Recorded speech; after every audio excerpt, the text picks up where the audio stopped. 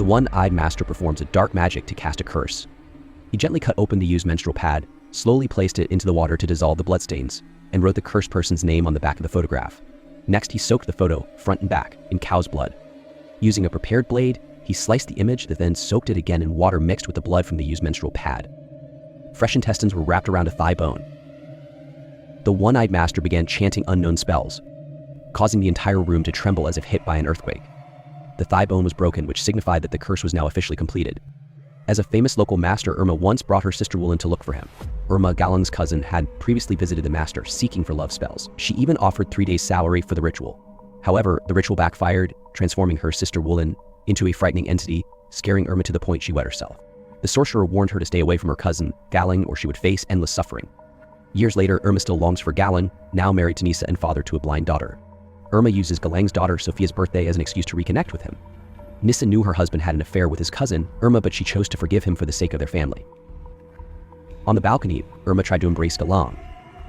She revealed she was pregnant with Galang's child, hoping he would divorce Nisa. But he disagreed and was about to hit her. Then suddenly Galang's blind daughter Sophia appeared. He didn't want to be entangled with this woman any longer. Irma visited Galang's butcher stall again, hoping to talk about the child she was carrying, but the man only sought momentary pleasure and had no intention of taking responsibility. In a fit of anger, she grabbed a nearby butcher knife and threatened Galang. Unexpectedly, Irma slipped and blood gushed from her thigh. She was rushed to the hospital, but the baby couldn't be saved. The man only gave her some money, hoping to rid himself of her. Lying in the hospital bed, Irma felt insulted and angrily threw the money at him. Her baby was gone, and Galang, her beloved cousin, had left her too. Feeling helpless, she returned home. As Galang slept, his blind daughter silently approached his bed, possessed. The man woke up suddenly and realized everything had been a dream. He pitied his disabled daughter. Sophia had suffered nerve damage and lost her sight due to premature birth. After being discharged, Irma went completely mad and sought out the one-eyed master again, handing over all her jewelry without hesitation. She wanted Galang to love only her and kill his wife, Nisa. The old woman sitting next to the master told Irma to bring Nisa's personal item. Irma went to Galang's house. With Nisa being so kind, she welcomed her in. Irma pretended to use the bathroom and search the trash bin, finding a bloody menstrual pad. Little did she know that this small piece of a sanitary pad would lead to the complete destruction of Galang's family, sparing no one. The next day, after the master had completed the ritual, Nisa, who was praying at home, had no idea that a nightmare was about to unfold. A bull's head descended from above, terrifying Nisa, who became increasingly unstable. Being emotionally unstable, she picked up the scissors from the bed, grinned wickedly, and began cutting the doll's hair. Unbelievably, she swallowed all the cut hair. She even cut her own hair into tiny pieces and swallowed them, suffocating herself until foam began to froth from her mouth. Galang's mother poured scalding hot porridge on her own head, burning her skin until it was completely ulcerated. She collapsed and died instantly. Galang called the priest and faithfuls to pray for the soul of his deceased mother. Irma joined the funeral of her aunt. During the funeral, Irma felt someone tapped her shoulder. Cautiously turning to check who it was, she found nobody. Nisa appeared, looking possessed. She removed the clothes covering her mother-in-law's iron-framed coffin and overturned it to the shock of everyone. Galang and his companions subdued Nisa, who was now in a crazed state.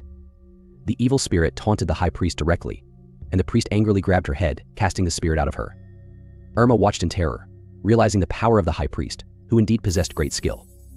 After a ritual, Nisa regained her senses. As night fell, Galang, unable to sleep, heard a noise downstairs. He cautiously went down and found a group of women wrapped in priestly garments, chanting spells. In the middle of the group lay a person. This terrifying scene horrified Galang, and suddenly, with a slip, he fell down the stairs. When he opened his eyes, he realized that the person lying in the middle had become himself. This scared him so much that his eyes filled with blood, and in the next second, his daughter woke him up. It had all been a dream. Galang went to the high priest again, asking for help to expel the evil spirit. The high priest told Galang that though things seemed dire, good would ultimately defeat evil. He soaked a piece of rune paper in a bottle of holy water and instructed Galang to sprinkle it on his wife's forehead once he returned home. That day, as Nisa was busy with household chores, she sensed an evil presence in the house. Nervously, she opened the bathroom door, only to find her deceased mother-in-law had returned. Nisa was so terrified that she couldn't scream. No sound came from her throat as her face froze in horror. The cursed grandmother, who had been scalded to death, rushed towards her with a face covered in burnt skin. Galang, riding a motorcycle, had just arrived downstairs when he heard his wife's screams from afar. Sprinting up the stairs as fast as he could, he gently patted his wife's hair, trying to soothe her. He then took out the holy water given by the high priest, pouring some into his hand. Nisa, terrified, resisted repeatedly and refused to cooperate. Only when Galang forcibly applied the holy water to her face did she finally calm down. He truly loved both Nisa and their daughter, Sophia, but his inability to control his desires had shattered his family. At Irma's house, her old mother suddenly went mad for unknown reasons, smashing all the kitchen utensils and porcelain. It seemed as if a demon was tormenting her, causing immense pain. Barefoot, she walked over the broken shards without feeling any pain. She picked up a piece of debris and savagely swallows it.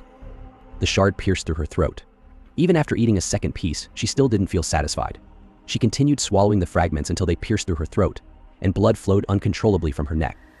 When Irma and her sister Woolen returned home, they saw the shards all over the floor and found their mother lying in a pool of blood, eyes wide open, clearly not at peace.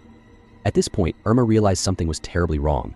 With their mother gone, the two sisters were left to rely on each other. Woolen was still unaware that everything had been caused by her sister's actions. Irma finally summoned the courage to confess to her sister. After her miscarriage, she had gone to the one-eyed shaman and cast a curse on Nisa. Irma didn't understand why her aunt and mother had died, and she tearfully apologized to Woolen as the two sisters embraced and wept. Meanwhile, Nisa, who had been tormented to the point of madness, once again saw something scary. In her agony, she sought release by hanging herself from the living room chandelier with a scarf. Fortunately, Galang arrived home in time to save her.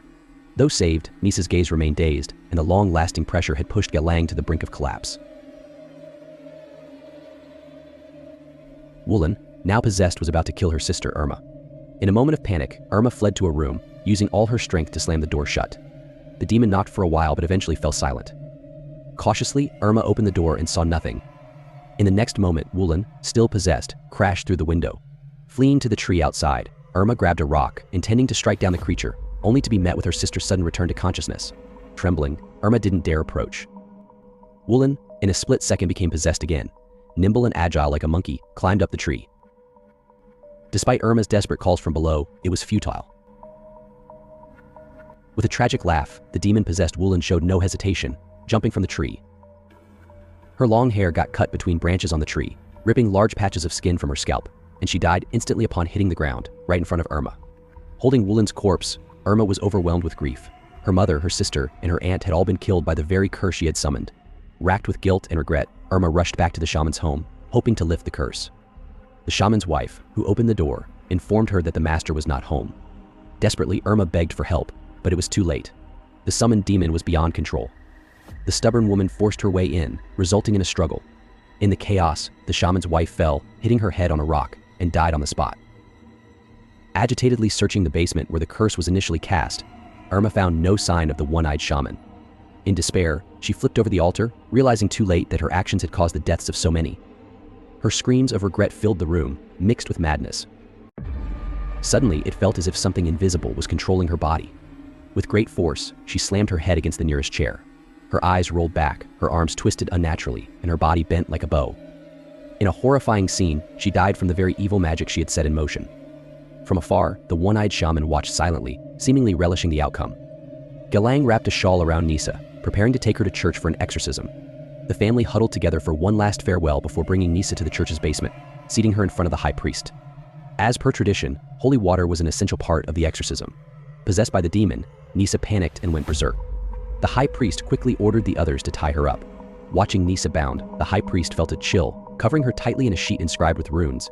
He then theatrically pulled out a full jug of holy water and poured it over her head.